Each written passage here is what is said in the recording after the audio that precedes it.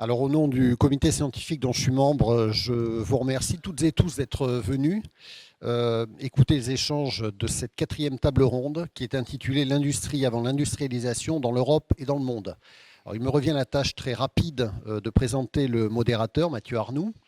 Mathieu Arnoux est professeur d'histoire médiévale à l'Université Paris-Cité. Il est également directeur d'études à l'EHESS et il est un de nos grands spécialistes d'histoire économique. Il a cofondé le laboratoire interdisciplinaire des énergies de demain, laboratoire qu'il a d'ailleurs dirigé entre 2015 et 2024. En médiéviste, il explore une période qui va des 11e au 14e siècle, dans une triple composante, puisqu'il s'intéresse au marché, au travail, aux techniques, et dans une perspective résolument européenne, France, Italie, Angleterre. Alors, parmi les nombreuses publications dont il est à l'origine, je voudrais en signaler tout de suite deux que vous trouverez d'ailleurs en vente à la sortie. La première, Le temps des laboureurs, travail, ordre social et croissance en Europe, 11e, 14e siècle, 2012. Et la seconde, Un monde sans ressources, besoins et société en Europe, 11e, 14e siècle également, les deux chez Albin Michel, et le second est de 2023. Dans ce dernier ouvrage, Mathieu Arnoux resitue la question des ressources dans une temporalité longue, puisque bien qu'il s'agisse là d'une question qui est très actuelle, c'est une question que se posaient déjà les individus, les femmes, les hommes du Moyen-Âge. Et en historien, il explore ce système économique médiéval construit presque exclusivement sur l'exploitation de ressources renouvelables.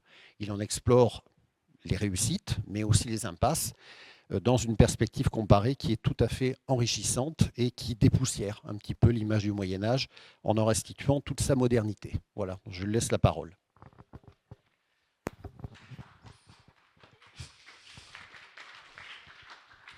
Merci beaucoup pour cette présentation beaucoup trop indulgente. Je crois que nous remercions tous les quatre la ville de Tulle et les organisateurs de la Biennale de nous accueillir ici. Notre sujet, c'est l'industrie avant l'industrialisation. À Tulle, ça pose aucun problème. La manufacture a été créée en 1690 ou 91, c'est-à-dire à un moment où on ne parle nulle part de révolution industrielle. Donc le sujet, il est déjà résolu quand on se met ici et qu'on regarde le cours de la rivière, les sites des moulins, etc. Donc l'idée, c'est d'essayer de distinguer le concept d'industrie de la notion d'industrialisation. Et pour ça, nous sommes réunis, de gauche à droite, je suis complètement délatéralisé. Suzanne Lassalle viendra nous parler à partir d'une expérience qui est une expérience très particulière. C'est une historienne du textile, c'est-à-dire qu'elle étudie réellement les tissus. Et que les tissus sont, comme peut-être beaucoup d'entre vous le savent, la base, une des bases fondamentales de l'industrie à partir de la révolution industrielle, mais bien avant la révolution industrielle. Suzanne est docteure de l'Institut universitaire européen. Elle a été chercheuse au Musée des tissus de Lyon et elle est actuellement conférencière à l'École pratique des hautes études. Catherine Vernat est professeure émérite à l'Université Paris 8 et elle a écrit un livre remarquable qui s'appelle L'industrie au village et qui parle d'une plaine et de vallées qui sont dans la région de Perpignan et où ce que l'on peut observer au XVe siècle, c'est clairement quelque chose qui relève du concept d'industrie. Et on va y revenir juste après. Et Corinne est professeure à l'université Gustave Eiffel, c'est ça? Voilà, qui est l'autre nom de Marne-la-Vallée. Et Corinne est aussi une historienne de l'industrie textile sur l'Italie, entre autres. Du salariat, des problèmes de main-d'œuvre, des marchés du travail, etc. Donc, comme j'ai tendance à parler trop, Corinne et Catherine auront la charge de me couper la parole quand elles auront l'impression que j'exagère. D'ici là, je vous annonce le programme. On a décidé que se couper la parole était la bonne manière de procéder. Et nous sommes mis d'accord sur 4 questions qui nous paraissent nécessaires pour définir qu'est-ce que c'est qu'une industrie. Premièrement, pour les périodes anciennes, on aime bien parler d'artisanat. Ça fait bien, il y a quelque chose dans l'artisanat qui dit que c'est avant l'industrie. Bon, nous pensons que c'est complètement faux, donc chacun d'entre nous va définir ce que c'est que l'industrie et en quoi ça n'est pas de l'artisanat, c'est-à-dire en quoi il y a quelque chose qui s'appelle de l'artisanat, mais l'industrie, c'est autre chose. À partir de ce moment-là où nous aurions dégagé l'existence de notre objet, les questions suivantes sont très simples. Quelle organisation? L'industrie, c'est un mode d'organisation de la production. Comment l'analysons-nous? Deuxième question, l'industrie, c'est de la main-d'œuvre. En particulier, c'est du salariat. Donc, comment définissons-nous ces choses-là? Troisième chose, il existe, et c'est le point qui sera ou non européocentré dans notre discours, est-ce qu'il y a une spécificité européenne par rapport aux marchés internationaux? Quelle est la place de l'industrie dans le monde? Quelles sont les industries qui ont compté à travers le monde dans un passé que chacun d'entre nous va essayer de voir à sa manière. Donc, je ne vais pas faire plus longtemps. Est-ce que j'ai tenu beaucoup plus de 180 secondes? Je ne sais pas. Mais je vais, dans un premier temps, demander à Catherine d'ouvrir la mêlée sur industrie versus artisanat. Bonjour, donc je vais commencer en tant que médiéviste. Je vais effectivement peut-être donner une définition qui émane d'un médiéviste et ensuite je poursuivrai peut-être directement sur l'organisation et ensuite après je passerai la parole à mes collègues donc, qui sont modernistes, spécialistes du textile alors que je suis médiéviste et spécialiste de la métallurgie. Donc la question effectivement de l'industrie s'est posée et de manière d'ailleurs assez ardue, au moins au début de mes études et de mes recherches, donc ça fait assez longtemps. Mais néanmoins, je pense que la personne qui a été en capacité de résoudre la question, d'imposer en fin de compte cette industrie que beaucoup d'historiens refusaient en fin de compte pour les périodes anciennes et en particulier pour le Moyen-Âge, c'est Philippe Bronstein. Philippe Bronstein, UHESS, donc on est dans un milieu que vous connaissez, et qui, lui, dans les années 80, dit écoutez, il y a un grand commerce, il y a un commerce international, et à côté, donc, pour fournir ce commerce, il y aurait un artisanat que, par ailleurs, ceux qui étaient là pour louer le grand commerce, souvent qualifiaient de secteur vieillot, vétuste, étriqué, etc. Bon. Il dit donc qu'il y a un problème.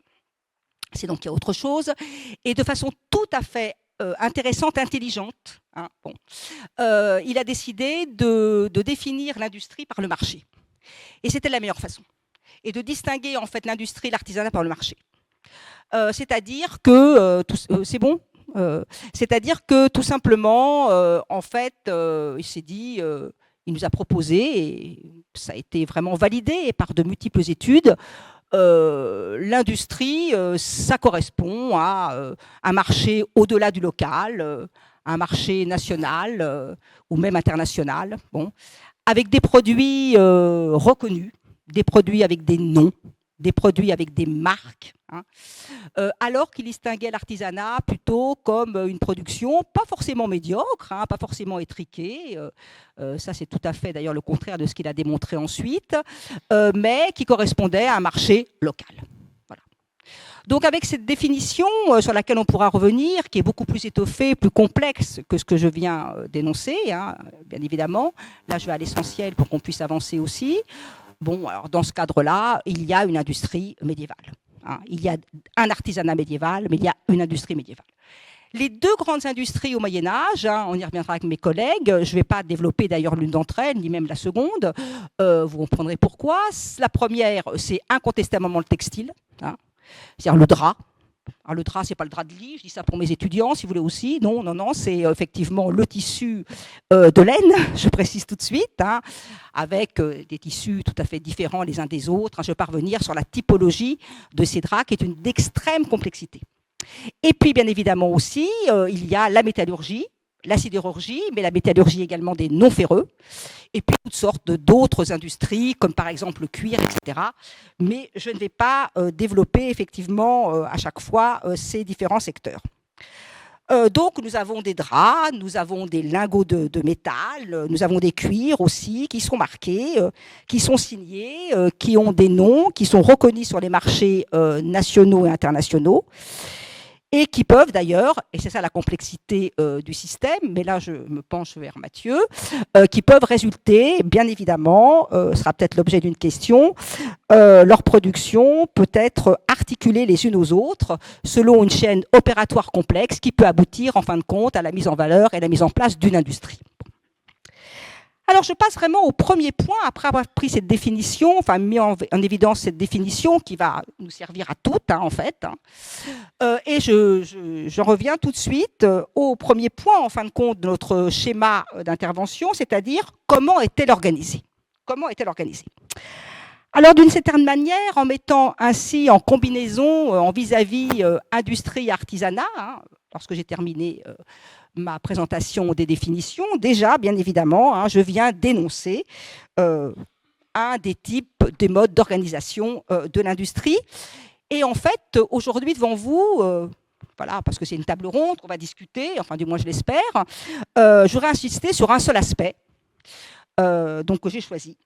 C'est-à-dire, peut-être d'ailleurs en contrepoint à ce qui a été dit tout à l'heure pour le Moyen-Âge et la pollution, c'est-à-dire que l'importance des industries, l'importance pour l'industrie du Moyen-Âge des industries rurales.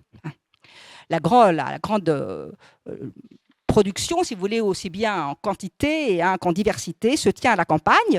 Et il y a eu incontestablement un décentrage, des recherches historiques de la ville vers les campagnes qui ont mis en valeur, à partir des années, on va dire 80, et de plus en plus maintenant, les campagnes comme un creuset vraiment fructueux du développement de l'industrie médiévale.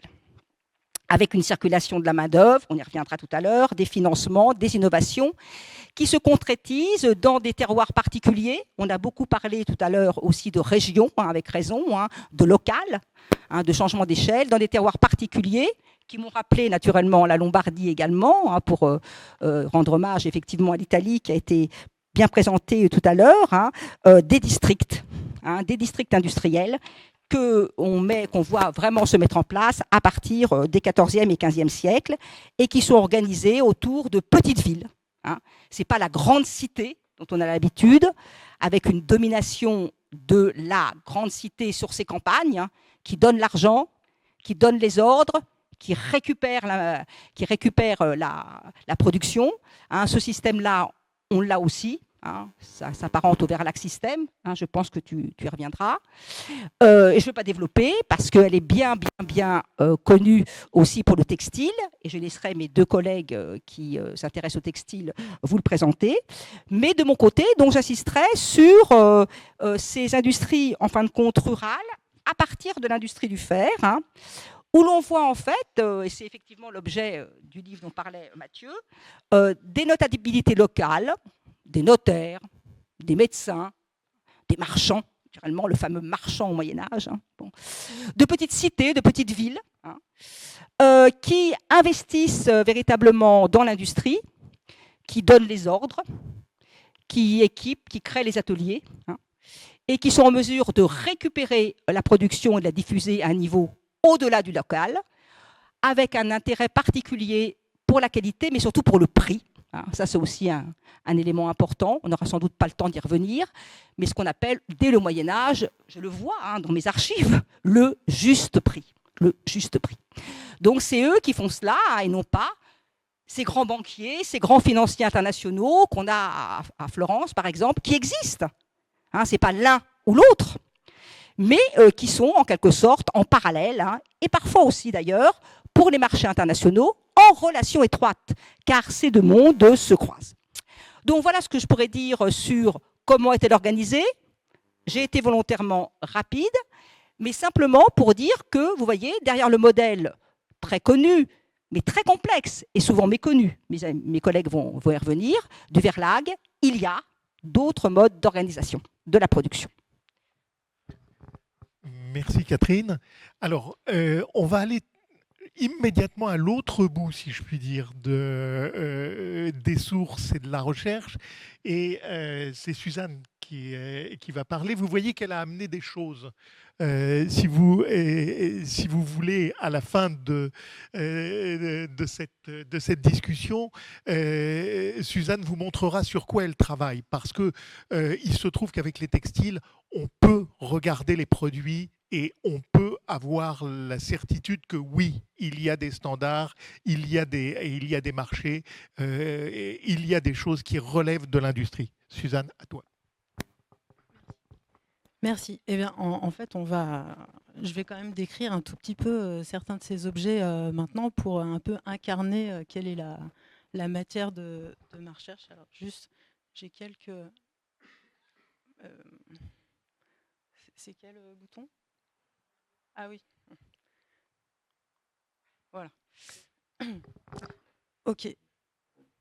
Donc, effectivement, bon, j'ai pas parlé d'industrie de la soierie, ça c'est caché. J'ai parlé du secteur de la soie, mais effectivement, on parle bien d'industrie de la soie à Florence. Donc moi, mon terrain de recherche était le 15 et le 16e siècle.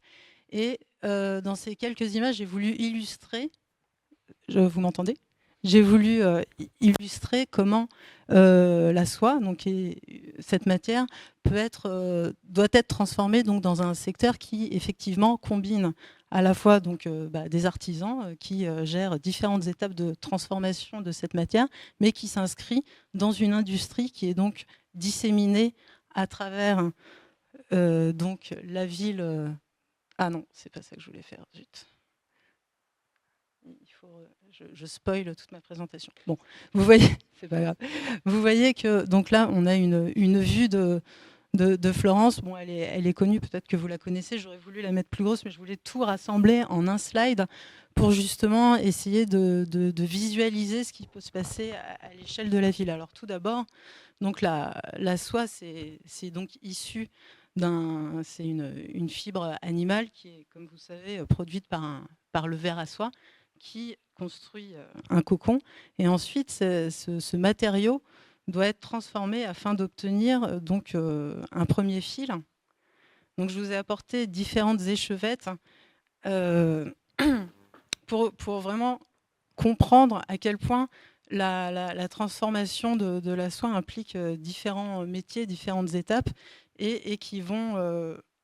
alors bien sûr, on peut la traiter au niveau artisanal, mais pour les produits que l'on développe à Florence et dans d'autres centres italiens à cette époque, on a besoin vraiment d'une organisation centrale et surtout de personnes capables de financer ce matériau qui vient de différentes parties du monde. Alors, à cette époque déjà de l'Espagne et de l'Italie, mais de manière insuffisante pour justement alimenter des industries, donc à Florence, mais comme dans d'autres villes, suffisamment. C'est-à-dire que la production locale, enfin nationale, même si on ne peut pas parler de... Bon, en Italie, à l'époque, ne suffit pas à alimenter toutes les industries présentes sur le territoire italien. Donc, il y a de la soie qui provient de l'espace... du Moyen-Orient, des pourtours de la mer Caspienne, de ce qui correspond au Liban et la Palestine et la Syrie aujourd'hui. Et donc,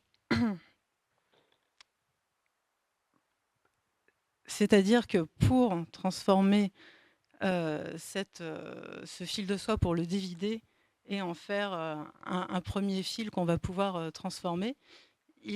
Ça, c'est quelque chose qui... Donc, la soie est importée à Florence de différents endroits. Et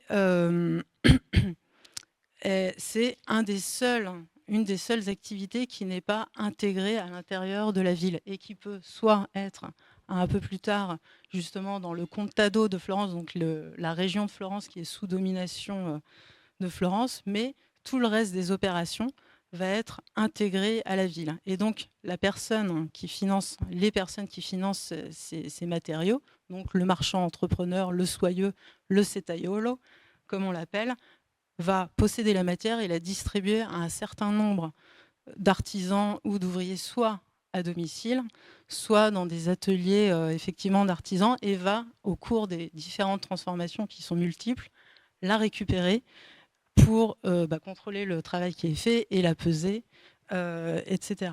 Et donc, peut-être après, vous pourrez vous rendre compte par vous-même, mais entre la soie, on va dire, qui est prête à être teinte, filée. Bon, cet écheveau n'est pas en très bon état à force d'être déplacé. Il y a des étapes intermédiaires, et donc ça, c'est une soie grège qui n'a pas été transformée, qui sort du cocon, et vous voyez que c'est pas du tout brillant et souple comme cette soie qui va pouvoir accéder aux étapes de transformation suivantes. Et donc, si vous regardez, donc là, j'ai mis des images issues de sources de traités d'art de la soie à Florence, donc qui proposent des illustrations assez intéressantes. Donc, vous avez notamment la teinture à gauche. Vous avez donc qui est donc à l'extérieur, dans la ville. Je n'ai pas dit que donc le marchand entrepreneur a ce qu'on appelle une bottega, qui correspond à une sorte de boutique, mais en fait un siège où se déroulent non seulement toutes les opérations de projection, d'achat, mais aussi certaines opérations techniques et surtout les opérations de contrôle.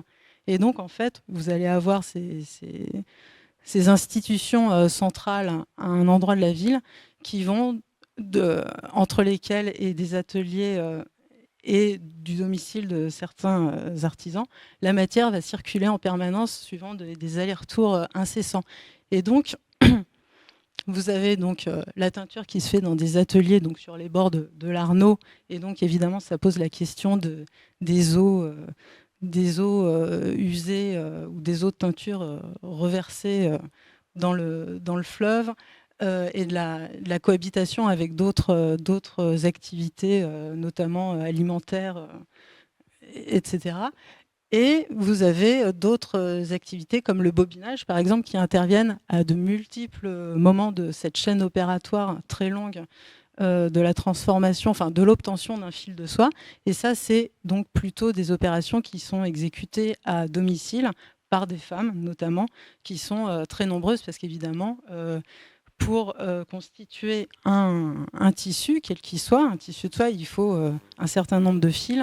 Et donc, évidemment, un fil est sur une bobine, notamment, avant d'arriver à l'opération de lourdissage.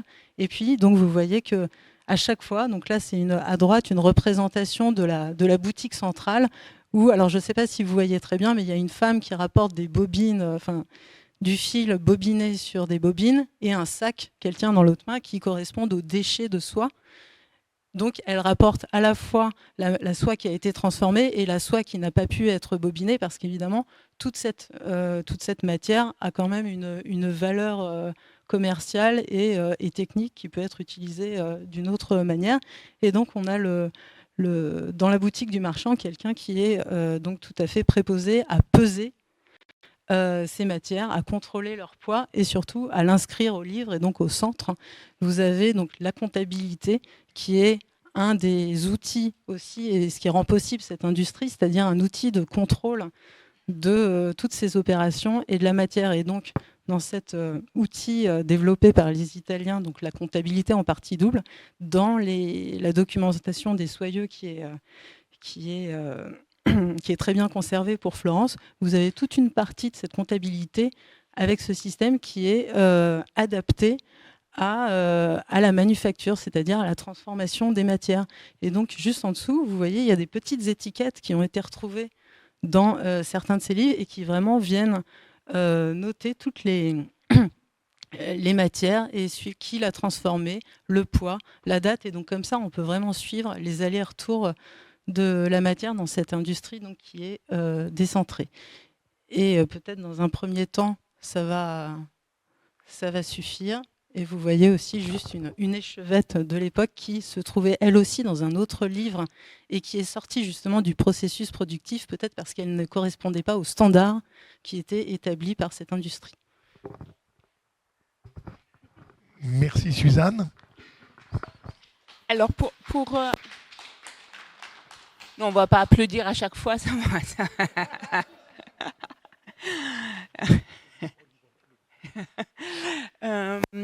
Donc pour rebondir sur ce qu'ont dit déjà mes deux collègues, je ne vais pas répéter évidemment, mais on aura compris que la différence, me semble-t-il, fondamentale entre industrie et artisanat, c'est que l'industrie se caractérise, spécialement dans le secteur textile, par la division du travail en des phases extrêmement différenciées qui sont à chaque fois données à des opérateurs différents dans des lieux différents.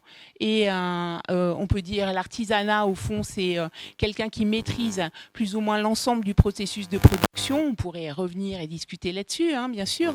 Mais en tout cas, les industries sont caractérisées très majoritairement par la division du travail et la section en phases différentes, ce qu'on voit très bien particulièrement dans l'organisation de la soie que nous a décrite Suzanne, mais que l'on voit aussi dans plein d'autres manufactures et pas seulement textiles. On pourrait parler de l'imprimerie, par exemple, qui se développe évidemment fortement à l'époque moderne. On pourrait parler de l'industrie du verre, on pourrait parler des manufactures de tabac, etc. Donc, d'autres secteurs que simplement le textile et la métallurgie. Dans ce principe de base donc de la division du travail, eh bien, il y a différentes formes d'organisation. Suzanne est entrée dans le détail d'un type d'organisation qui est ce que Catherine a défini très rapidement, le Verlag système. Oui, ce qui nous Alors, c'est un terme allemand qui est parce que beaucoup des historiens qui ont travaillé sur ce qu'on a appelé un temps la proto-industrie, c'est-à-dire l'industrie avant l'industrialisation, justement, ont été ou anglais ou allemands. Donc, on a des termes ou anglais ou allemands. Donc, ce qu'on appelle Verlag system, ce qu'on appelle en anglais putting out system, c'est justement ce système qui est tout à fait caractéristique de l'industrie de la soie, mais aussi des draperies de forte qualité, de haute qualité, où le marchand fabricant, qui en fait ne fabrique pratiquement rien, mais le marchand fabricant est à tous les bouts de la chaîne productive. C'est lui qui achète la matière première parce qu'il a les capitaux justement, et c'est lui ensuite qui la distribue à différents opérateurs qui peuvent être dans la ville majoritairement quand les matières premières sont très chères comme la soie par exemple, que ça soit à Florence au 15e ou 16e siècle, eh bien ce sont des industries dispersées mais dans la ville. C'est la même chose à Lyon au 18e siècle, ou alors aussi dans la campagne, et notamment dans la draperie, donc dans la manufacture de laine, eh bien, tout un ensemble des productions, notamment la filature,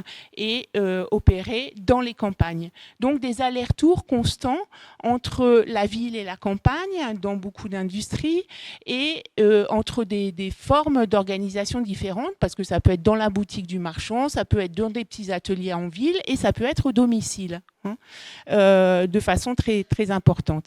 Alors peut-être ce qui se développe à l'époque moderne, c'est-à-dire après le XVIe siècle, ce sont des manufactures, plus des manufactures dispersées, mais aussi des manufactures concentrées.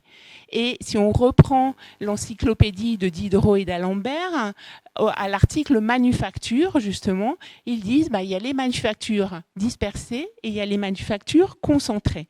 Et que disent-ils, justement que au XVIIIe siècle, donc quand on dit manufacture, on pense plutôt à concentration du travail dans un espace relativement réduit dans ce qu'on appelle, on peut appeler aussi des fabriques, dans ce qu'on appellera ensuite des usines.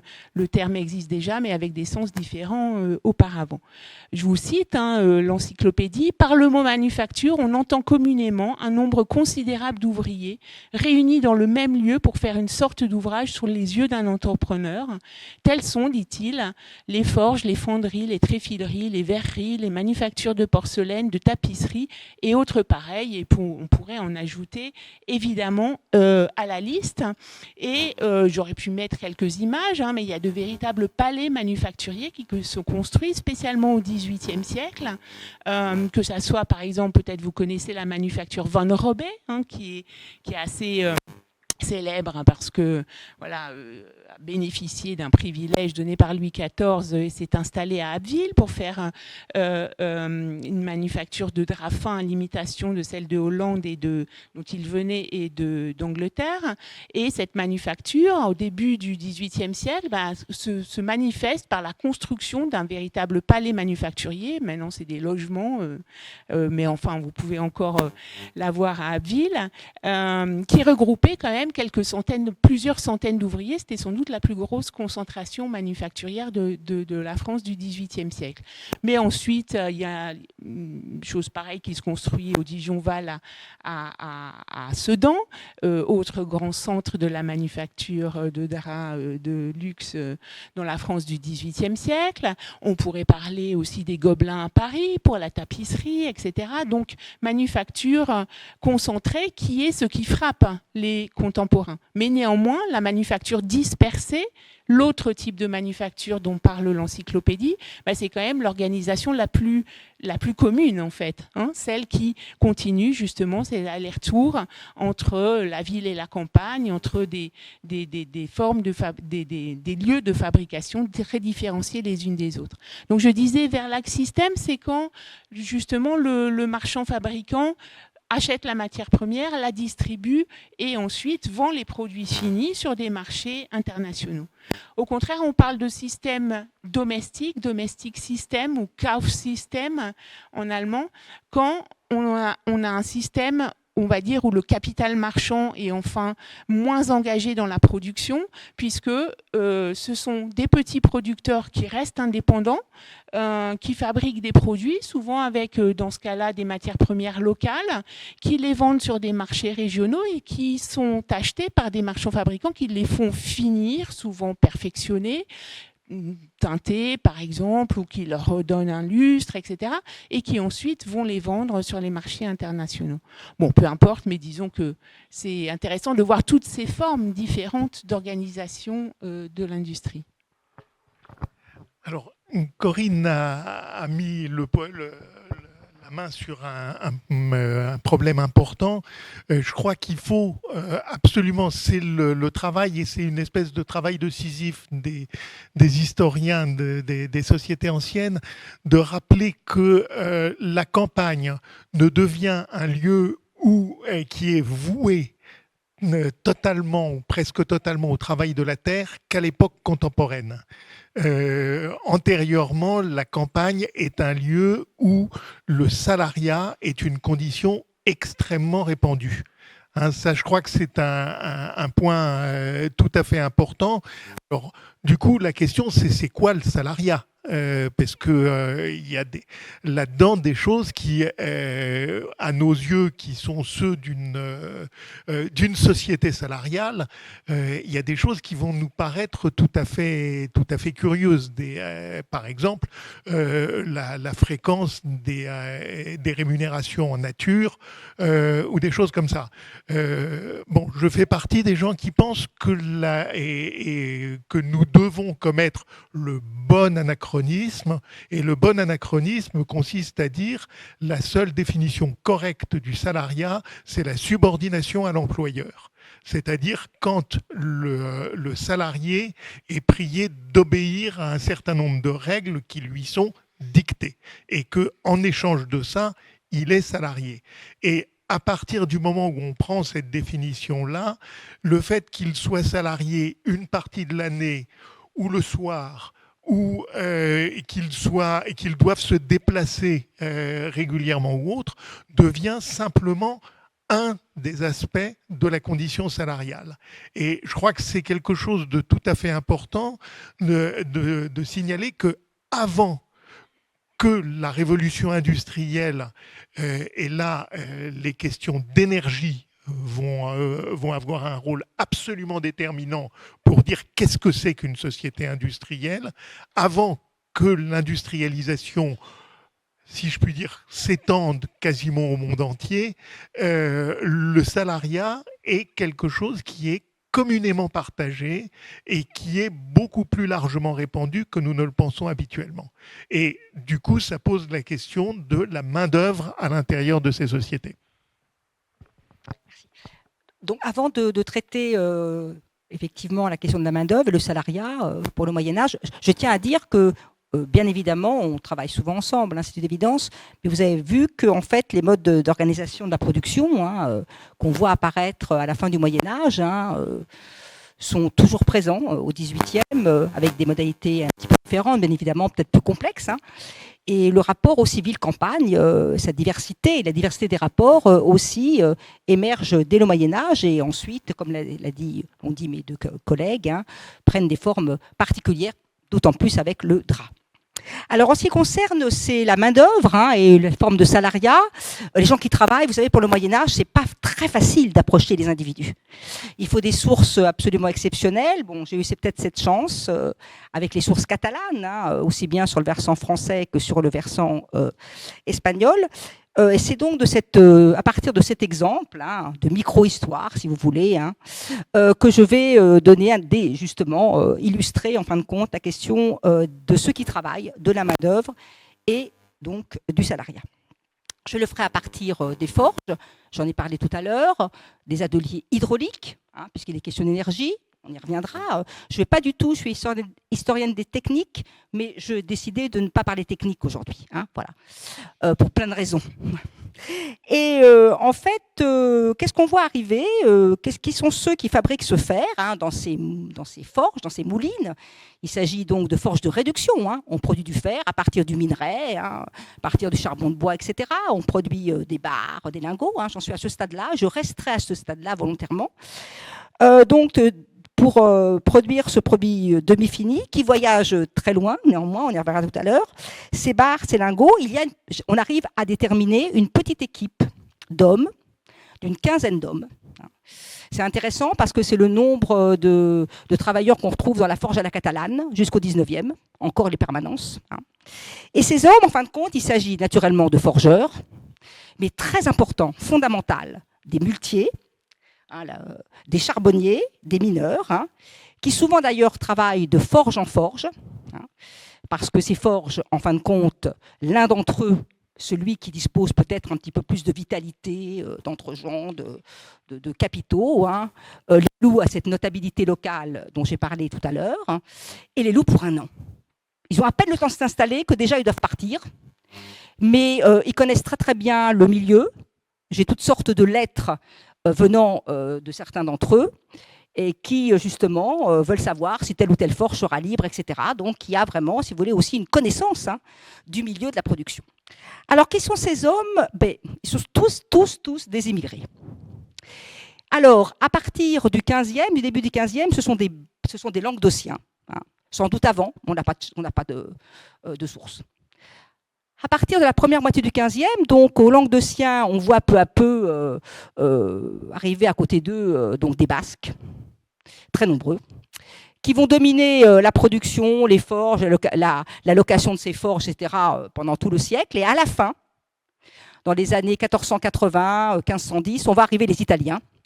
J'en parlerai à peine, c'est un autre monde, bien que ce soit des forgeurs, des charbonniers, des muletiers, il n'est pas question du grand marchand, encore une fois, italien, et qui viennent essentiellement, on les appelle des Lombards, mais en fait, quand on remonte leur lieu réel, ce sont des Génois, pour l'essentiel. Voilà. Alors, ces gens, ils arrivent par petits groupes, quand on le sait, ils arrivent conduits par un curé, ce sont tous des hommes. Il n'y a pas de femmes, et ils viennent pour beaucoup donc de ce Pays basque, c'est ceux-là que je connais le mieux, naturellement des vallées de Guy-Boscoa et tout ça, enfin des grandes vallées sidérurgiques. Hein. Bon. Ils s'installent. Le plus souvent, celui qui prend à ferme, celui qui loue l'atelier hydraulique, c'est un muletier. Mais c'est celui qui a un capital. Hein. Le capital, c'est quoi? C'est la mule, c'est les mules. Hein. Bien évidemment, il y a aussi celui qui a la compétence. C'est naturellement le forgeur. Enfin, tout ce petit monde, effectivement, travaille ensemble. Et on voit d'ailleurs dans les années 1450 vraiment des batailles d'ateliers, hein, parce que qu'est-ce que veulent les Basques, qui ne travaillent d'ailleurs qu'avec des Basques, contrairement aux Languedociens qui peuvent intégrer aussi quelques Basques, etc. Ce sont des batailles très très rudes pour expulser le concurrent de l'atelier, et en particulier le concurrent de l'atelier qui est considéré comme le meilleur du point de vue hydraulique, hein, comme le plus efficace, etc.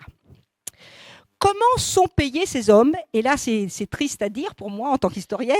Je n'ai pas de comptabilité de toutes petites entreprises, hein, donc je n'ai que des sources très nombreuses, des milliers d'actes, mais des actes notariés. Donc c'est un phénomène que je saisis moins bien que mes collègues, incontestablement. Hein. Mais d'abord, c'est sûr qu'ils sont payés à la tâche. C'est un salaire à la tâche. Très souvent, cette petite équipe intégrée, on va dire, autour du muletier, qui est lui-même le chef d'entreprise, en fait, hein, il y a incontestablement, sont donc en quelque sorte tous ensemble, mais parfois, il y a aussi une forme de sous-traitance avec des micro-entreprises, mais qui correspondent davantage aux mineurs ou aux charbonniers. Donc, ils sont payés à la tâche. Comment sont-ils payés? De deux manières. Ils sont payés en monnaie sonnante et trébuchante, en monnaie locale. C'est tout à fait intéressant parce qu'il y a aussi chez nous, à l'époque, enfin chez nous, au Moyen-Âge, la monnaie de compte aussi. Hein, et on voit que ces gens manient très très bien l'échange monétaire. Très très bien. Parce qu'en fin de compte, je ne vois jamais exactement combien ils sont payés. Par contre, je vois des dépôts de plainte pour qu'ils soient payés. Hein, auprès de tel ou tel juge, région, bail, etc. Ils demandent à être payés. C'est comme ça que je les vois. Et puis, comme disait Mathieu tout à l'heure, il y a énormément, et dans une société qui est très monétarisée, qui est ouverte sur l'étranger, hein, même si on est effectivement hein, au fin fond du Val-Espire, sur les montagnes du Canigou, etc., hein, bon, dans des lieux qui peuvent paraître difficiles d'accès, ce n'est pas du tout le cas au Moyen-Âge. Et donc, on voit ce que Mathieu a appelé la rémunération en nature, que d'autres, il y a eu un colloque à Prato il y a 2 ans, donc on s'est bien amusé avec toute forme de désignation, d'autres appellent du troc monétarisé, c'est-à-dire qu'on paye avec des produits, d'accord, mais la valeur du produit, tout à fait précise dans l'acte. C'est-à-dire qu'il n'est pas question de dire, bon, tu vas bosser, puis je te donne du bois. Non, pas du tout. Je vais faire ça, un certain type de production, j'aurai ça, en produits, bois, des draps, parfois même des lingots de fer. Et cette valeur de tel ou tel produit correspond exactement donc à mon travail. Voilà. Suzanne, à toi. Alors, je reveux bien mes images, s'il vous plaît. Ah, voilà. Alors, avant, pardon, j'avais... Voilà. Donc, effectivement, pour suivre la main-d'œuvre, c'est utile d'avoir des sources qui les mentionnent. Et donc, moi, dans mon cas, je suis très, très chanceuse parce que une de mes sources principales, c'était effectivement la comptabilité. Et donc, dans la comptabilité, on voit bien les personnes qui travaillent aux différentes étapes de transformation et même les femmes. Parce qu'évidemment, il s'agit quand même de suivre une matière très très précieuse. Donc là, on veut absolument savoir qui l'a transformée et éventuellement aurait prélevé de la matière, ce qui serait tout à fait illégal et de la fraude. Mais comme la transformation de cette matière même implique des changements de poids constants entre ces différents états de transformation, parce que vous n'êtes pas sans savoir que la soie, donc, qui est une matière qui contient 2 protéines. Et je vais dire parce que c'est vraiment décisif dans la production et aussi dans son enregistrement. Donc vous avez de la fibroïne, c'est à peu près 75% de la matière, et 25% donc de cette séricine qui est cette sorte de colle naturel qui rigidifie la matière et la rend un peu terne. Et donc évidemment, pour teindre la soie d'une manière parfaite, on peut décider d'enlever partiellement cette séricine ou complètement, mais donc ça va évidemment changer complètement son poids. Et donc, dans cette comptabilité, on va donc retrouver, comme je le disais tout à l'heure, les poids et aussi les tarifs. Là aussi, pour certaines personnes, un travail qui est rémunéré à la tâche, à la pièce. Et donc là, on va vraiment avoir donc toutes ces femmes qui sont vraiment largement impliquées dans toutes ces opérations qui peuvent nous sembler pas très qualifiées et spécialisées, mais en réalité, c'est complètement faux parce que, évidemment, chaque transformation de la soie doit être faite de la meilleure manière. Et si c'est mal fait, à chaque transformation, le défaut initial va se transporter jusqu'au tissu final et ça n'ira pas. Donc finalement, ces femmes qui, pour la plus certaines, peuvent aussi être capables de faire plusieurs types d'opérations. Donc le nettoyage justement des soies qui proviennent de différentes parties du monde et donc qui n'ont pas la même qualité. Et donc là encore, on veut obtenir un fil le plus possible standardisé pour rentrer dans un type de tissu. Donc, ces femmes-là sont visibles dans la comptabilité et donc c'est très intéressant. Et on voit une sorte, donc elles n'ont pas de contrat directement établi avec le donneur d'ordre, le soyeux, mais par contre, il y a une forme de fidélisation qui est complètement visible dans les comptabilités parce qu'en fait, on voit que c'est souvent les mêmes qui sont embauchés. Et donc, j'ai quand même un certain nombre la documentation couvre un nombre d'années assez intéressant et on voit vraiment la régularité et le volume en fait traité par des femmes, certaines qui apparaissent même comme des sortes de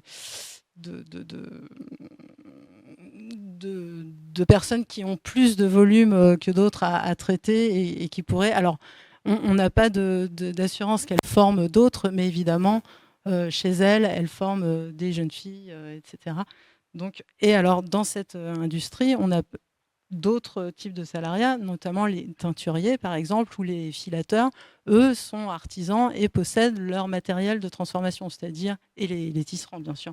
Donc, ces cuves, son métier à tisser ou son moulin, mais il ne possède pas la matière. Mais là, par contre, donc lui, il est indépendant, mais il va salarier un certain nombre soit d'apprentis ou d'ouvriers qui travaillent pour son compte. Mais tous ces artisans-là sont quand même, on leur donne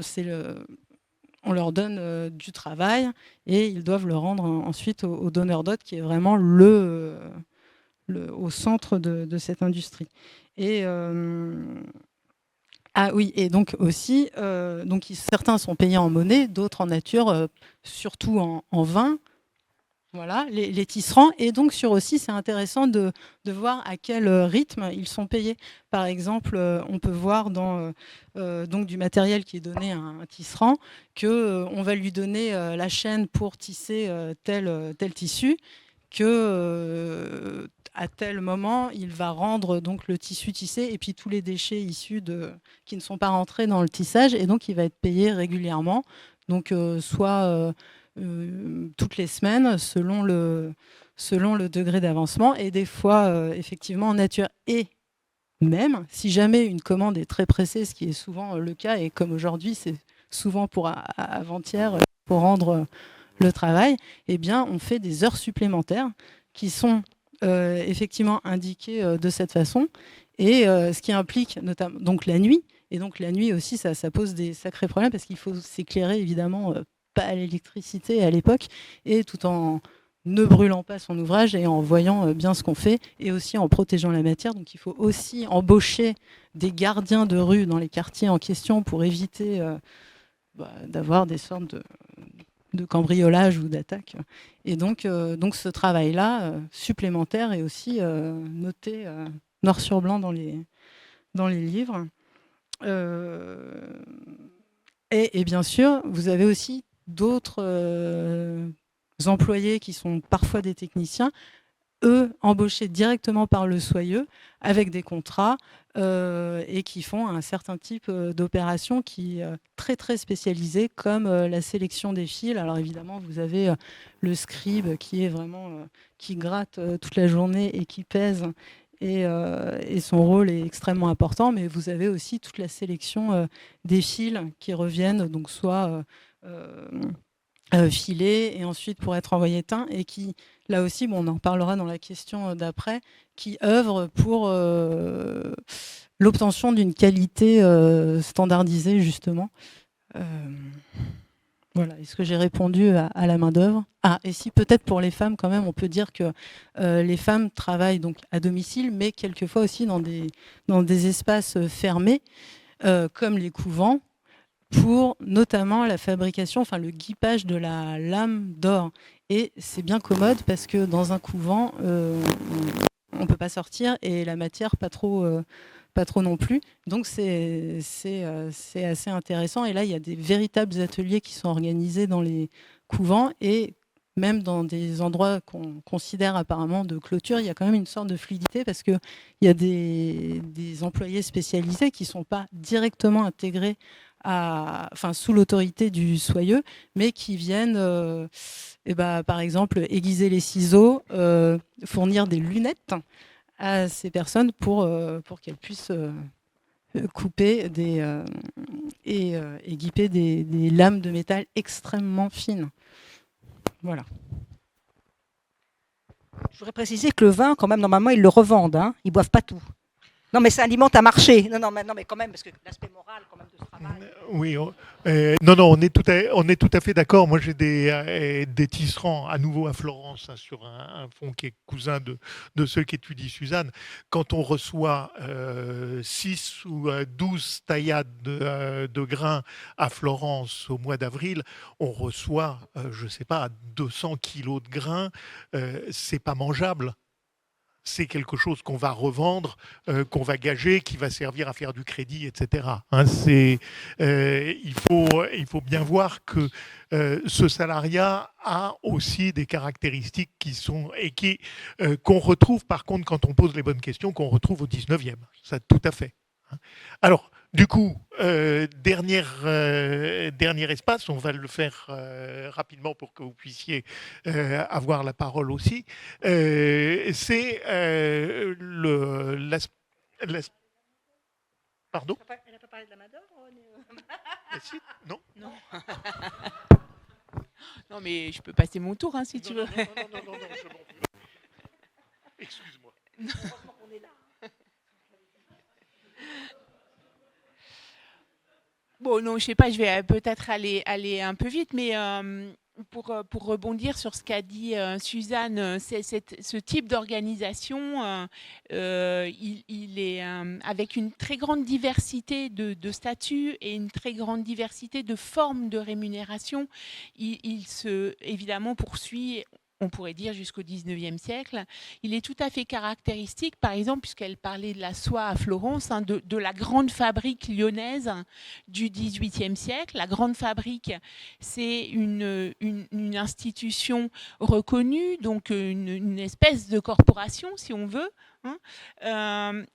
Ça veut dire 30 000 ouvriers quand même, soyeux à Lyon au XVIIIe siècle, hein, pour donner une mesure quand même de chiffres qui sont quand même considérables, dans lequel les femmes sont 5 fois plus nombreuses que les hommes. Mais elles ne font pas partie de la grande fabrique. Hein, et justement, elles sont complètement extérieure à cette reconnaissance institutionnelle. Donc, ça montre bien aussi la diversité des statuts. Cette grande fabrique, comment elle est organisée ? 300 marchands fabricants qui dominent l'ensemble, de 4 à 6 000 maîtres ouvriers en soie, ceux que dans les émeutes des années 1830, on appellera les canuts, hein, mais qui sont en fait des maîtres ouvriers en soie, c'est-à-dire aussi des petits patrons qui salarient des compagnons qui travaillent pour eux.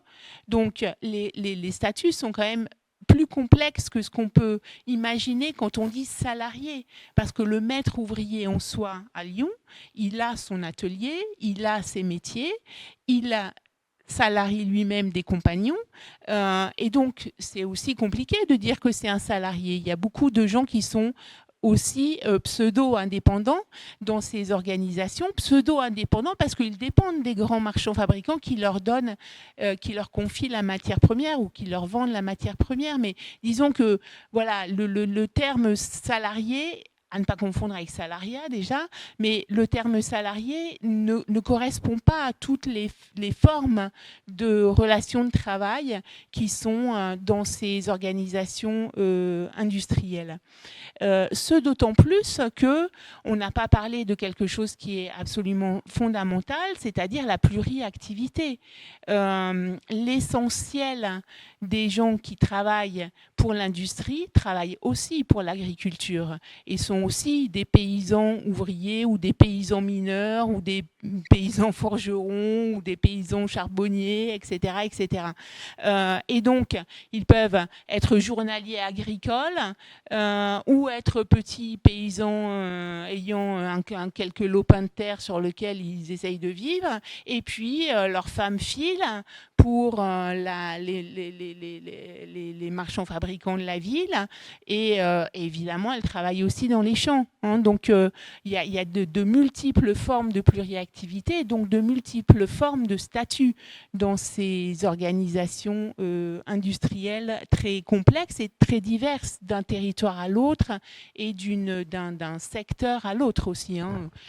Catherine a parlé des forgerons. Moi, j'ai étudié les verriers aussi et on voit exactement ce même type d'organisation pour les verriers italiens qui se baladent un peu partout en Europe à l'époque moderne. Le dernier point peut-être sur lequel je voudrais dire deux mots, c'est pour aussi parler d'un beau livre qui s'appelle « La fabrique des prolétaires » de Alain de Werp et Yves Gallupo, à propos de la fabrique d'indiennes. On y reviendra peut-être dans la dernière question, justement, ça pourra. La fabrique d'indiennes d'un certain Oberkampf. Hein, vous connaissez sans doute tous la station de métro, hein, mais bon, avant d'être une station de métro, c'est un grand entrepreneur du XVIIIe siècle qui installe donc à Jouy-en-Josas une grande fabrique d'indiennes après la réautorisation de cette fabrication en 1759, puisqu'elles ont été interdites avant. Et donc, de Werp et Gallupo ont étudié ce qu'ils appellent la fabrique de prolétaires. Et pourquoi la fabrique de prolétaires ? Donc, on est dans une fabrique, c'est un bâtiment avec de grands jardins, mais clos. Hein, on est dans le modèle, on va dire, de fabrique concentrée dont je vous parlais tout à l'heure. Et à l'intérieur de cette fabrique, il y a des statuts extrêmement différents. Il y a des ouvriers très qualifiés avec qui Oberkampf fait des contrats notariés sur des périodes relativement longues parce qu'il veut absolument les garder. D'ailleurs, il leur prélève une partie de leur salaire qu'il ne leur donne qu'à la fin du contrat, histoire qu'ils ne se fassent pas la malle trop vite. Donc, c'est par exemple les dessinateurs, hein, mais aussi les imprimeurs. Et puis, il y a aussi pas mal de femmes et d'enfants qui, eux, sont licenciés du jour au lendemain parce que de toute façon, ils ont des contrats à la journée. Ce sont des journaliers qui viennent dans la manufacture. Donc, des types de statuts quand même très différents et très hiérarchisés dans cette main-d'œuvre, avec la main-d'œuvre relativement stable, un noyau relativement faible en général, et puis de grandes masses, on va dire, de gens que l'on emploie et que l'on déploie et qu'on licencie. Le terme n'est pas utilisé, mais enfin bon, du jour au lendemain. Pourquoi, malgré tout, parle-t-il dans l'ensemble de fabriques de prolétaires ? C'est que Jouy-en-Josas, c'est une ville champignon. Hein, c'est un petit village de rien du tout. Et puis, avec l'installation de la manufacture, ça devient une ville de plus de 5000 habitants assez rapidement, ce qui, pour la France du XVIIIe siècle, est quand même pas négligeable. Et en fait, l'essentiel des des gens qui sont au départ engagés dans cette manufacture sont des paysans ou des fils de paysans, etc. Et relativement rapidement, l'espace de même pas une génération, explique De Werp et Gallupo, ils perdent le lien à la terre, justement. Et c'est bien pour ça que, quelle que soit l'échelle de leur rémunération, eh bien, ils disent, voilà, on fabrique des prolétaires puisqu'ils perdent tout lien avec la terre, ce qui n'est pas le cas du tout général, parce qu'on peut dire qu'au contraire, le lien avec la terre, beaucoup d'ouvriers du 19e siècle ou de mineurs du 19e siècle continuent à l'avoir. Merci. Alors, je réannonce le dernier point. Je dirais, tu termines en disant on est, si je puis dire, enraciné ou pas. Et l'autre point, et c'est l'autre extrémité, si je puis dire, du spectre de l'industrie, c'est la mondialisation ou l'inscription dans des espaces qui sont des espaces beaucoup plus vastes. Et peut-être, Suzanne, si tu veux commencer, parce que la soierie est le mode même de cette inscription d'un produit à l'intérieur d'un monde tout entier. Merci. Oui, alors, et là aussi, aux deux bouts de l'industrie, c'est-à-dire pour les marchés internationaux, parce que ça intéresse un certain nombre de marchés, et puis surtout pour les matières premières, parce qu'on a vu que la soie donc pouvait venir d'espaces très différents, mais aussi les colorants dont on a besoin pour teindre dans différentes couleurs. Et là, donc, c'est déjà un marché d'approvisionnement qui est complètement mondialisé, et là encore, ça nécessite des capitaux très très importants. Et donc, peut-être, alors, ce que je voulais, si on parle aussi de standardisation, ce que je pourrais dire, c'est que donc dans une industrie, celle de Florence en particulier, on crée différents types de tissus qui vont être plus ou moins appréciés sur donc, différents types de marchés.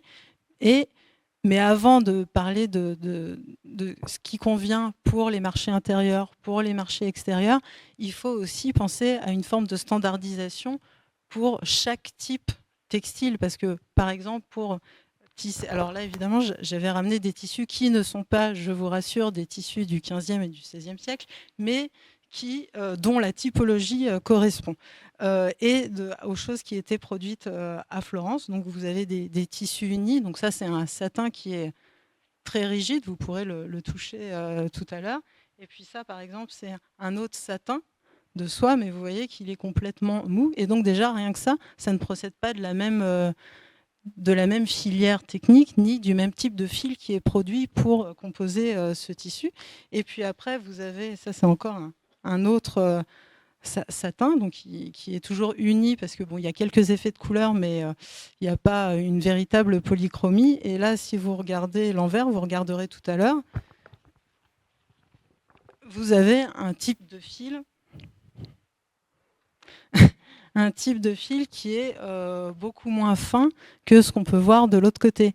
Et ça, c'est dû typiquement à ce type de tissu qui, en fait, utilise une face, donc c'est du satin plutôt lisse et brillante, et donc de l'autre côté, quelque part, c'est pas trop grave de voir ce qu'on a, mais en tout cas, ça implique quand même au moins d'avoir des fils qui sont tous équivalents pour avoir un tissu, une surface cohérente. Et comme on est dans le cas d'une industrie décentrée avec des tas d'opérateurs multiples, il faut quand même donner des ordres de façon à ce que toutes ces personnes différentes produisent un fil équivalent que les employés ensuite de la Bottega vont pouvoir venir sélectionner et redistribuer à l'opérateur, à l'artisan suivant, pour qu'il puisse ensuite l'intégrer à des tissus. Donc ça, c'est un taffetas, un changement, comme la veste du préfet hier, qui avait une veste mais c'était un chevron, mais bon, c'était quand même changeant. Je lui ai fait remarquer. Et donc, Donc vous avez ces tissus-là qui nécessitent des produits standards déjà pour juste leur simple production. Et une fois que vous les avez, selon les marchés auxquels ils sont destinés, vous allez avoir des qualités différentes. Et notamment le satin ou le dama, qui est un autre produit phare de ces industries de la soie, donc à Florence, mais aussi à Venise. Donc qui est une sorte de... Donc c'est deux satins qui sont inversés de façon à produire des motifs. On verra ça tout à l'heure. Et donc, c'est des produits qui se vendent très bien sur les marchés extérieurs et aussi qui sont en concurrence entre les différents centres. Parce qu'évidemment, là, moi, j'ai étudié Florence, mais il y a des centres de soierie à Venise, à Gênes, à Lucques. Alors, à Bologne, ils font des choses un petit peu différentes, mais en tout cas, sur un même type de tissu, les différents centres se font concurrence. Et puis, c'est des tissus aussi qui sont, dont les normes sont dictées aussi par les corporations de chaque centre. Et selon les lois qui sont prévues, donc, et notamment sur les largeurs de tissus et sur leur densité, donc c'est une forme de standardisation interne au centre en question. Mais quand on parle de concurrence internationale sur les marchés, bien sûr, on va vouloir que le produit de Florence se vende mieux que celui de Venise. Et donc, pour les tissus comme les satins ou les damas, il y a toutes sortes de techniques qui vont être utilisées pour faire le moins cher possible, avec le moins de matière possible, mais que ça ait quand même l'air d'une chose très, très luxueuse. Et donc, il y a aussi tout un enjeu de la part des entrepreneurs de convaincre leurs institutions de contrôle, donc les corporations ou le Sénat à Venise, pour être plus souples, leur laisser plus de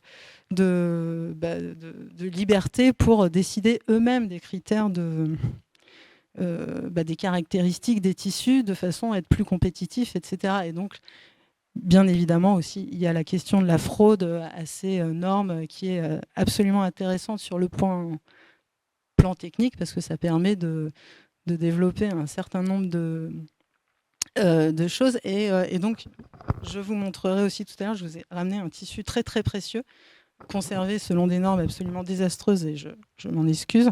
C'est donc un velours ciselé, mais qui est très pédagogique pour justement ces questions de fraude. Bon, là, en l'occurrence, c'est un essai de tissage avec différents types de matières, différents types de fils en trame.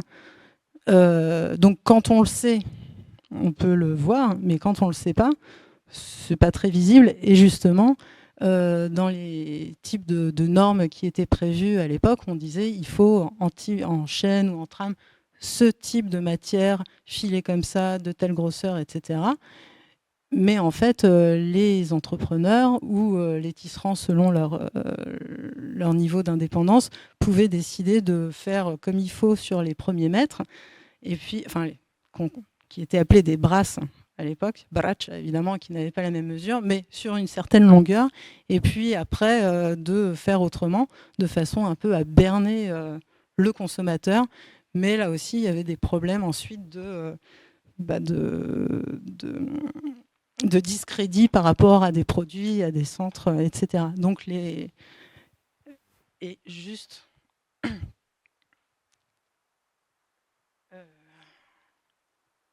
Voilà, ça c'est deux types de produits. Alors, il y en a un à gauche qui est un tissu qui est très standardisé et qui est particulièrement donc typique de la production de Florence. Donc c'est la bande d'orfroy avec scène religieuse, et qui est dont les dessins sont répétitifs, et même comme c'est des bandes donc d'orfroy, en fait finalement ils sont tissés en plusieurs largeurs dans un même tissu et ensuite découpés. Et ça, le marché espagnol, catalan en est très friand. Donc ça, c'est typique de Florence. Et puis de l'autre côté, on a des velours. Alors là, qu'on peut dans ces cas-là attribuer vraiment à Florence, parce qu'évidemment, c'est une commande Médicis. Et donc là aussi, pour des questions de densité de fil, on va vraiment venir jouer sur quel standard est le plus intéressant pour tel ou tel marché.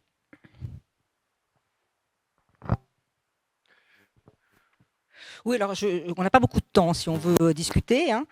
Donc, en fait, moi, je voulais simplement là hisser un moment les couleurs de l'industrie lourde, l'industrie de base, c'est-à-dire sortir effectivement des marchés sophistiqués et très coûteux. Voilà. Bon.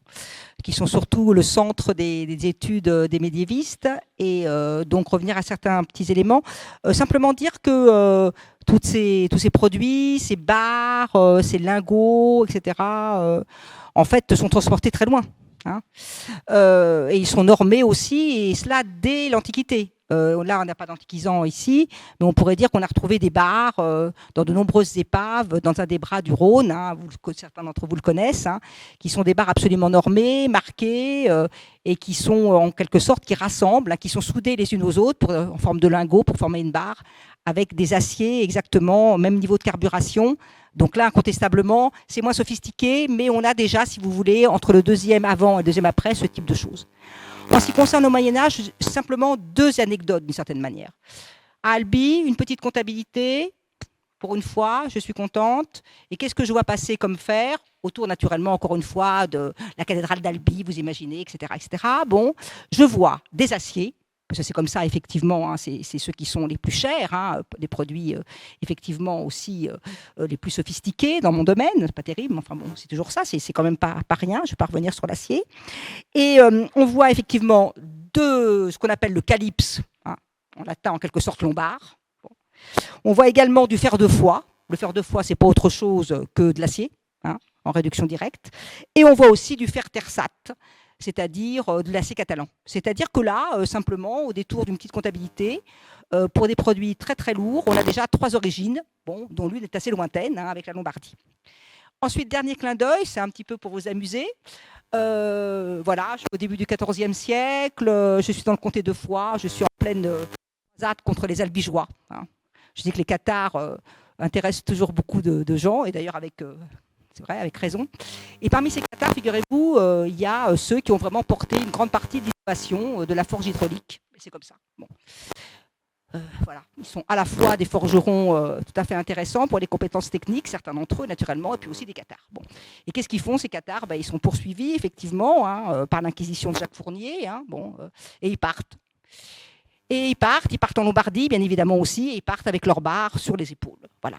Donc là, naturellement, il ne s'agit pas de convoyage par mule, comme c'est le plus souvent le cas, par bateau, pour aller jusque, effectivement, ça on le sait, hein, ça a été tellement défendu, effectivement, par les avis pontificaux, jusqu'en Afrique du Nord, hein, mais ils partent tout simplement, hein, dans des régions qui leur sont plus propices avec leurs barres. Oui, alors pour dire 2 mots assez rapidement, ce qui me semble intéressant de noter, c'est l'importance de la concurrence internationale à l'échelle européenne et hors de l'Europe, en fait, de ces industries avant l'industrialisation.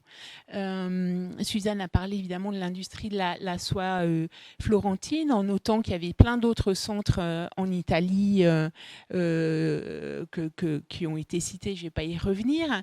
Mais qu'est-ce qui se passe à l'époque moderne et spécialement au XVIIIe siècle? C'est que ces centres italiens vont être en quelque sorte dépassés par justement la concurrence lyonnaise. Au départ, Lyon est créé par un privilège donné à des Italiens qui viennent s'installer à Lyon au XVIe siècle.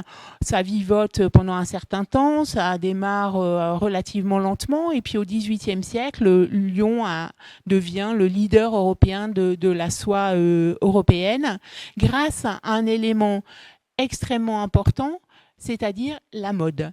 Lyon renouvelle ses dessins tous les 6 mois et fait que pour être à la mode, il faut acheter des tissus lyonnais et non plus des tissus florentins qui, eux, se renouvellent bien plus lentement, même si évidemment, ça ne fait pas disparaître les autres producteurs. Néanmoins, cette concurrence internationale, elle se voit également par l'importance de toutes les façons d'eux et les imitations. Les centres européens d'industrie textile ne cessent de s'imiter les uns les autres. Alors, il y a certes des marques, il y a certes des appellations qui, au départ, désignent les productions de telle ou telle ville ou de tel ou tel territoire, mais en fait, très vite, on s'aperçoit que, les tissus à la mode de machin sont faits carrément ailleurs. Non, moi, j'ai publié un récit de voyage d'un marchand piémontais qui fait le tour de l'Europe lainière dans les années 1760. Et alors, il n'arrête pas de parler de ça, en fait. Hein. Et il parle, par exemple, à Lille des C de Rome, qui sont à l'imitation des C de Nîmes que l'on fabrique à Londres. Mais les C de Londres, elles sont faites à Exeter ou à Aumale. Et en fait, on voit la valse des étiquettes, la valse des imitations, les productions originales finissant par imiter leurs concurrents pour s'adapter justement au renouvellement de la mode. Et donc, ces concurrences inter-européennes, elles sont extrêmement importantes, évidemment dans le textile, mais dans plein d'autres matières. Hein. J'ai étudié aussi le verre et on pourrait évidemment parler du verre à la façon de Venise, hein, qui se développe un peu partout en Europe à partir justement de cette mode du verre vénitien à la Renaissance, au XVe et XVIe siècle. Je ne vais pas développer parce qu'il nous reste très peu de temps, mais le dernier point sur quoi je voudrais insister, c'est le fait que l'Europe, à cette époque, imite elle-même beaucoup de produits extra-européens. On a un peu tendance à regarder le nombril de l'Europe, hein, mais quand même, bien des produits manufacturés européens sont à la mode de produits qui viennent d'ailleurs de l'Europe, parce que l'Europe est, à cette époque, au fond, une zone de production pas forcément la plus brillante, ou en tout cas la plus élaborée qui soit. Les soies, elles viennent de Chine et elles sont imitées d'abord des productions chinoises. Les indiennes dont je parlais tout à l'heure, si on les appelle comme ça, c'est qu'elles viennent d'Inde et elles ont été importées par les grandes compagnies des Indes orientales, que ça soit la compagnie hollandaise ou la compagnie anglaise. C'était donc des tissus de coton imprimés avec des couleurs extrêmement extrêmement vives et des motifs extrêmement variés qu'on ne savait pas du tout faire en Europe. On a essayé de le faire à Marseille à partir du mi-XVIIe siècle. Ça n'a pas vraiment bien marché, on ne maîtrisait pas les techniques. Et puis surtout, comme je vous le disais, la France a interdit les indiennes parce que ça risquait de faire concurrence aux draperies françaises, pensait-on. Et donc, ensuite, ces indiennes, on essaye de les produire en Europe et finalement on y réussit au XVIIIe siècle, hein, mais on pourrait parler bien d'autres productions, par exemple la porcelaine. On ne savait pas ce que c'était la porcelaine en Europe, elle venait de Chine, là encore. Et pendant longtemps, l'imitation de la porcelaine chinoise, dont on ne savait pas de quelle matière elle était faite, c'était du verre opaque et blanc, latimo, comme on disait à Murano. Et les fabriques de porcelaine, quand on réussit à en faire au début du XVIIIe siècle, évidemment, c'est à l'imitation de celle de Chine. Donc c'est pour replacer un peu, dans une histoire globale, comme tu suggérais au départ. Alors, a priori, pas de conclusion. Plutôt, c'est vous qui allez nous conclure à notre place. Il est 6h52. 5h52 et nous avons jusqu'à 6h10. Après, Jean Bouttier nous chasse de la salle.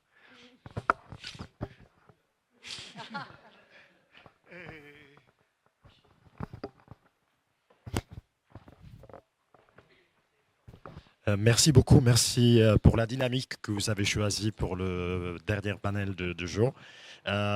Aussi pour la clarité terminologique que vous avez proposée, ça j'ai vraiment beaucoup aimé. Et j'ai une petite question naïve de quelqu'un qui n'a pas d'expérience avec des études du Moyen-Âge ou de l'époque moderne.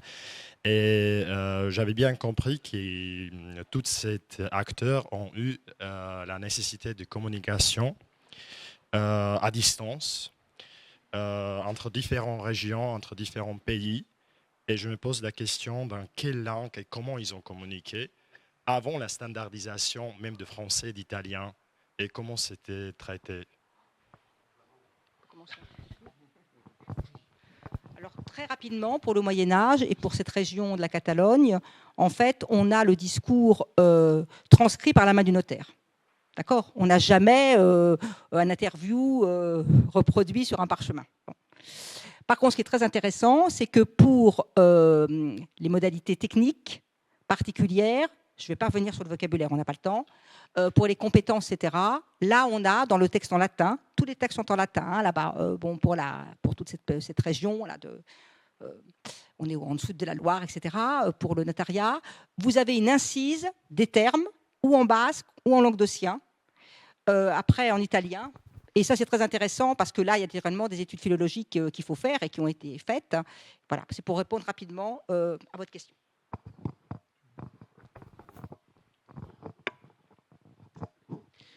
Eh bien, dans les communications, enfin dans les marchands, par exemple, italiens qui vont commercer à l'étranger, ils ont certains ont développé des compétences linguistiques, tout simplement. Et puis, ou sinon, on fonctionne avec des agents qui peuvent traduire, mais effectivement, c'est pas du tout un facteur qui les empêche du tout de commercer. Loin de là. Merci pour cette table ronde passionnante. Je partage l'avis de Yacoub. Alors, je ne suis pas historien, je m'excuse, mais j'ai fait des études un peu d'histoire quand même, comme je suis géographe. Et j'ai appris dans les années 80 quand même qu'il y avait la proto-industrialisation. Et tous vos efforts sont là pour banaliser l'industrie dès le Moyen-Âge, dès l'époque moderne. Alors, la proto-industrialisation, ça n'existe plus. Et si elle existe encore, qu'est-ce qui fait encore la proto-industrialisation ? Parce que quand même, quand on va en Angleterre, Manchester, les grandes usines verticales, la machine à vapeur, c'est quand même pas les ateliers du domestic system dans la vallée de la Derwent. C'est pas la même chose. Donc voilà, éclairez-moi, sinon je vais reprendre mes études. Il y a une autre question derrière.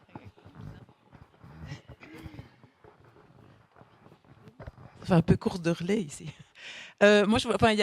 C'était passionnant.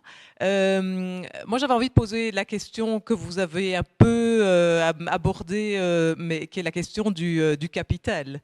Parce que, alors pourquoi vous l'avez est-ce que vous l'avez délibérément écarté parce qu'il fallait faire des choix, mais est-ce que ce ne serait pas non plus peut-être un des éléments de définition d'une industrie ?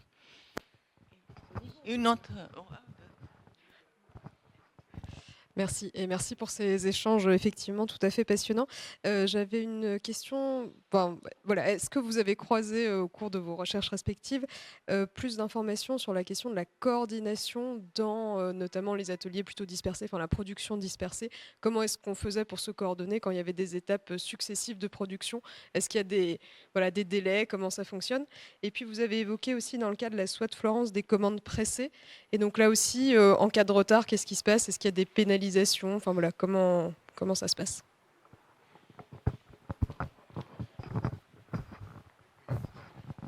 Moi, deux choses. La première, ça rejoint la question de monsieur. Et finalement, je pose la question, mais j'attends pas la réponse parce qu'on en a pour 3 heures. C'est qu'on reparte au départ, quelle différence il y a entre l'artisanat et l'industrie. Vous avez donné 2 définitions différentes en disant que vous donniez la même, ce qui n'était pas la même. J'en trouve un 3e sur Wikipédia. Et je pense qu'effectivement, et je repose la question que je me suis posée moi tout à l'heure en intervenant derrière les industries de Manchester, est-ce que moi j'ai une industrie, est-ce que j'ai de l'artisanat? Donc je pose pas la question parce que ça sera pour une prochaine fois et on en aura pour un long moment. Je voulais juste apporter un éclairage sur le fait que vous avez parlé de salariat, du fait que on était salarié quand il y avait subrogation. Enfin, et effectivement, je voulais juste dire que dans l'industrie textile aujourd'hui, on travaille tous de cette façon-là, à façon. Et c'est pas pour autant qu'on est dépendants les uns des autres. C'est-à-dire que c'est des services. Et une grosse partie de l'industrie textile aujourd'hui, c'est du travail à façon. Et ça rejoint la question de madame. Le capital ou la matière appartient au donneur d'ordre et le façonnier, dont je fais partie à certains moments. Et moi, je suis à la fois donneur d'ordre à certains moments, quand je fais travailler mon teinturier ou le filateur ou un autre. Et également, je fais du travail à façon quand je fais des chaussettes pour Fleignac qui les vend sur le marché de Tulle, voilà, qui habite à la Gaine. Voilà, donc je vous le dis, allez acheter vos chaussettes et vos pulls chez lui. C'est des chèvres angora qui sont élevées ici et c'est fabriqué à Castres.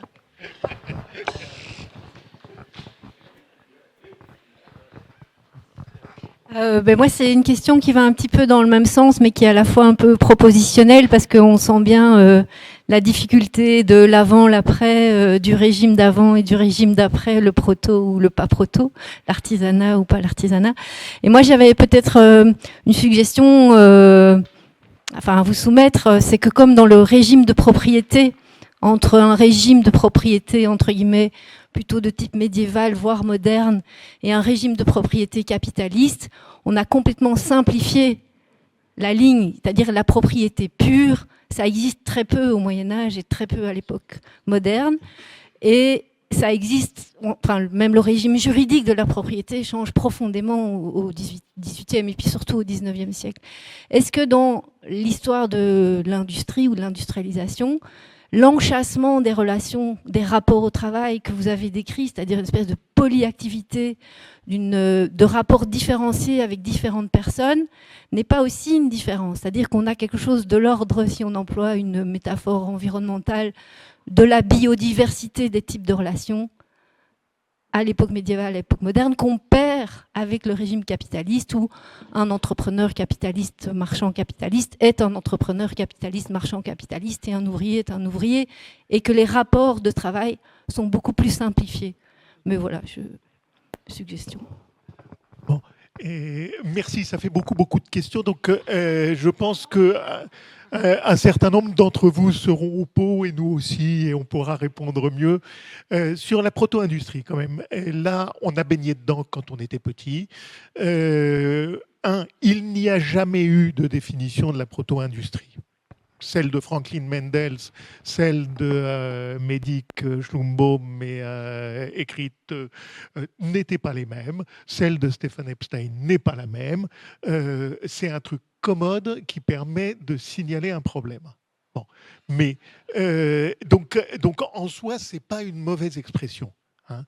Mais l'un des problèmes fondamentaux, c'est il y a des moments où, dans certaines régions, on a une concentration d'une activité de production standardisée, destinée très souvent à du commerce interrégional ou international. Bon, très bien. Et puis, dans beaucoup d'endroits où on le trouve au XIVe siècle, au XVe siècle, au XVIe siècle, au XVIIe siècle, il n'y a pas eu d'industrialisation après. Et c'est le problème fondamental, c'est est-ce que l'étape proto-industrielle est une étape nécessaire pour passer à l'industrie? Clairement, non. Donc là, on a quelque chose. Alors, je pense, moi, au bout d'un certain temps, quand les gens disent des choses différentes en utilisant les mêmes mots, je pense que c'est un vrai problème. Et je pense qu'il faut aller chercher le problème plutôt que de se bagarrer sur le sens des mots. Alors, même chose pour artisanat. On est un certain nombre à penser que l'artisanat doit être considéré comme une activité de service à l'intérieur d'une population.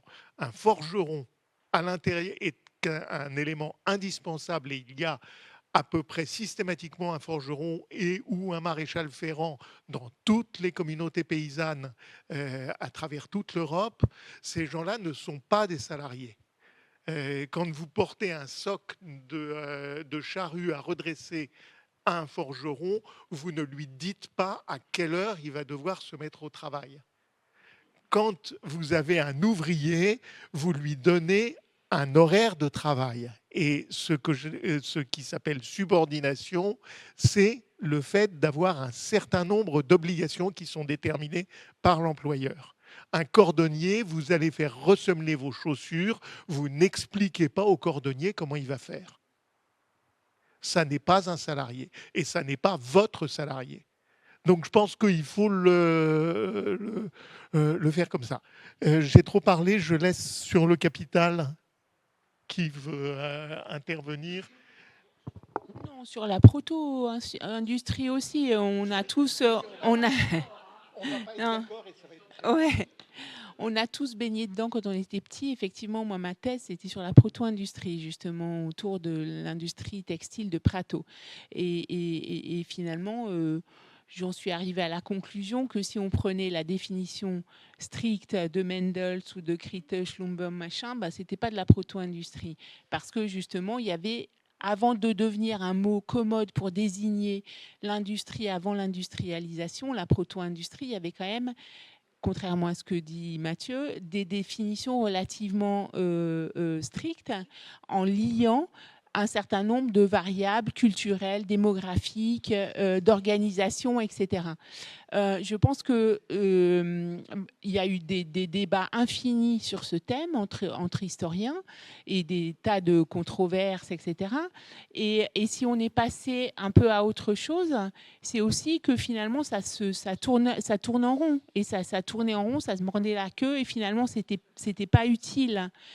Aussi, je pense, parce qu'il y avait justement cette idée d'évolution linéaire et nécessaire. Et le fait que le terme d'étape, la proto-industrie comme première étape de l'industrialisation, c'est ce que disait Mendels. Je pense que ça, c'est complètement faux et on est tous revenus sur cette histoire-là. Et là, je suis d'accord avec Mathieu. Donc voilà.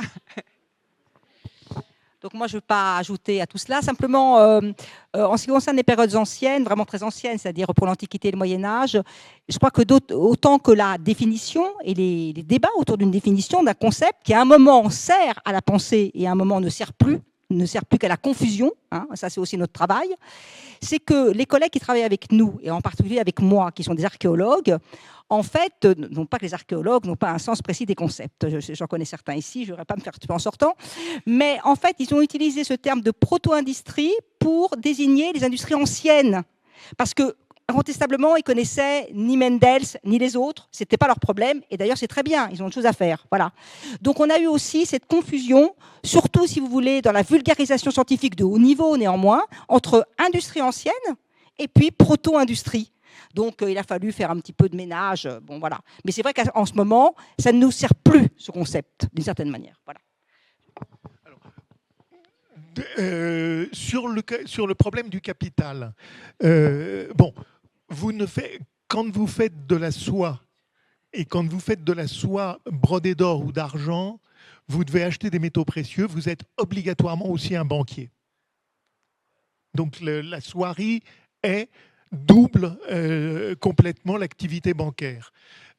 Si vous êtes dans la petite paroisse normande de Saint-Georges-d'Aunay, où il y a un moulin à foulon et une cinquantaine de tisserands, etc., le capital, c'est un peu de capital seigneurial. Un moulin à foulon, ça ne coûte pas grand-chose.